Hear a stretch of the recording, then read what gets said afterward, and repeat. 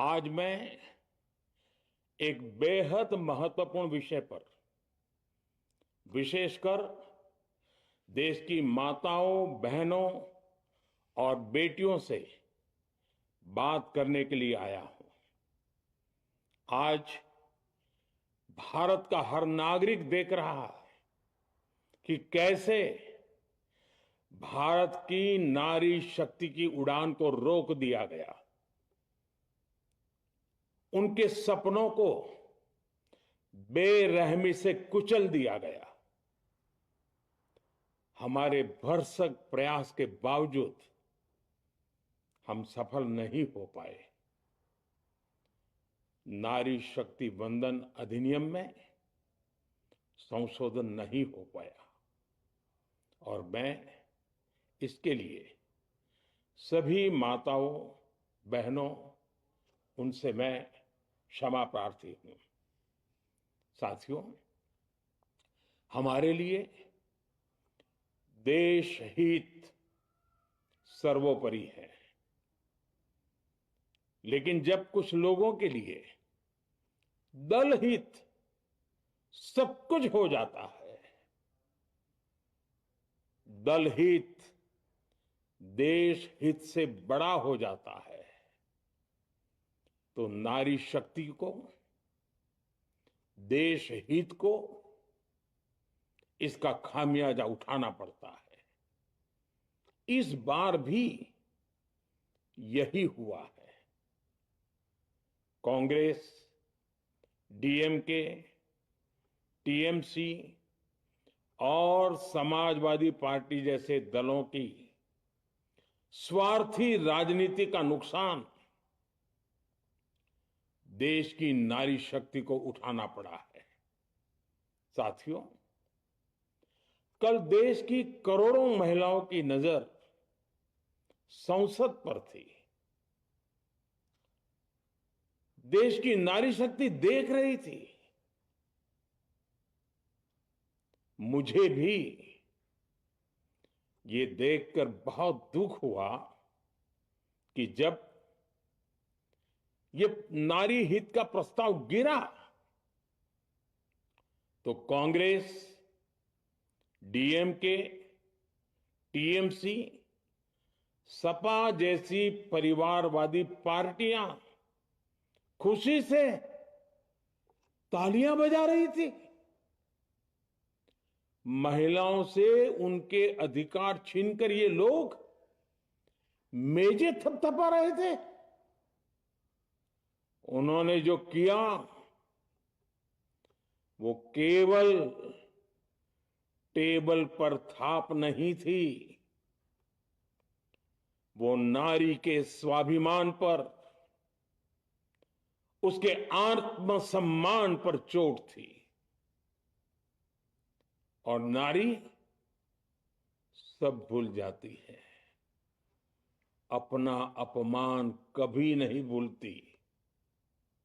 इसलिए संसद में कांग्रेस और उसके सहयोगियों के उन सबके व्यवहार की कसक हर नारी के मन में हमेशा रहेगी।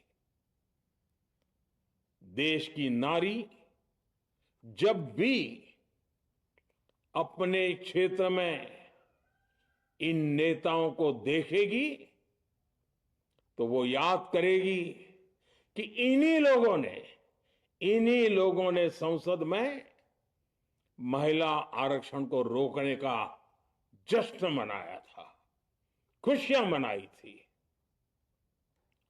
कल संसद में नारी शक्ति वंदन संशोधन का जिन भी दलों ने विरोध किया है, उनसे मैं दो टूक कहूंगा।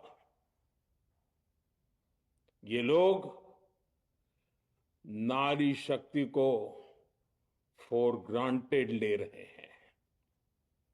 वो ये भूल रहे हैं कि 21वीं सदी की नारी देश की हर घटना पर नजर रख रही है। वो उनकी मंशा भांप रही है और सच्चाई भी भली भांति जान चुकी है। इसलिए महिला आरक्षण विरोध करके जो पाप विपक्ष ने किया है, इसकी उन्हें सजा जरूर मिलेगी। इन दलों ने संविधान निर्माताओं की भावनाओं का भी अपमान किया है और जनता द्वारा इसकी सजा से भी वो बच नहीं पाएंगे। साथियों, सदन में नारी शक्ति वंदन संशोधन किसी से भी कुछ छीनने का नहीं था। नारी शक्ति वंदन संशोधन हर किसी को कुछ न कुछ देने का था, देने के लिए संशोधन का था। ये 40 साल से लटके हुए नारी के हक को 2029 के अगले लोकसभा चुनाव से उसका हक देने का संशोधन था। नारी शक्ति वंदन संशोधन 21वीं सदी के भारत की नारी को नए अवसर देने, नई उड़ान देने, उसके सामने से बाधाएं हटाने का महायज्ञ था। देश की 50% यानी आधी आबादी को उसका अधिकार देने का साफ नियत के साथ, ईमानदारी के साथ किया गया एक पवित्र प्रयास था। नारी को भारत की विकास यात्रा में सहयात्री बनाने और सबको जोड़ने का प्रयास था। नारी शक्ति वंदन संशोधन समय की मांग है। नारी शक्ति वंदन संशोधन उत्तर, दक्षिण, पूर्व, पश्चिम सभी राज्यों की, हर राज्य की शक्ति में समान वृद्धि का प्रयास था। ये संसद में सभी राज्यों की आवाज को अधिक शक्ति देने का प्रयास था। राज्य छोटा हो, राज्य बड़ा हो, राज्य की आबादी कम हो या राज्य की आबादी ज्यादा हो, सबकी समान अनुपात में शक्ति बढ़ाने की कोशिश थी। लेकिन इस ईमानदार प्रयास की कांग्रेस और उसके सहयोगियों ने सदन में पूरे देश के सामने भ्रूण हत्या कर दी है, भ्रूण हत्या कर दी है। ये Congress, TMC, Samajwadi party, DMK जैसे दल इस भ्रूण हत्या के गुनहगार हैं। ये देश के संविधान के अपराधी हैं। ये देश की नारी शक्ति के अपराधी हैं।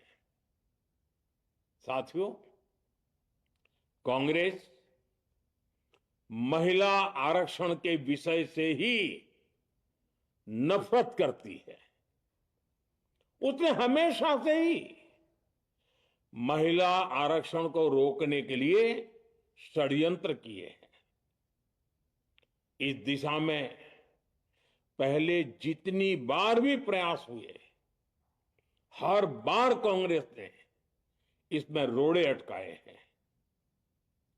इस बार भी कांग्रेस और उसके साथियों ने महिला आरक्षण को रोकने के लिए एक के बाद एक नए झूठ का सहारा लिया। कभी संख्या को लेकर, कभी किसी और तरीके से कांग्रेस और उसके साथियों ने देश को गुमराह करने की कोशिश की। ऐसा करके इन दलों ने भारत की नारी शक्ति के सामने अपना असली चेहरा सामने ला दिया है, अपना मुखौटा उतार दिया है। साथियों, मुझे व्यक्तिगत तौर पर आशा थी कि कांग्रेस अपनी दशकों पुरानी गलती सुधारेगी। कांग्रेस अपने पापों का प्रायश्चित करेगी। लेकिन कांग्रेस ने इतिहास रचने का, महिलाओं के पक्ष में खड़े होने का अवसर खो दिया।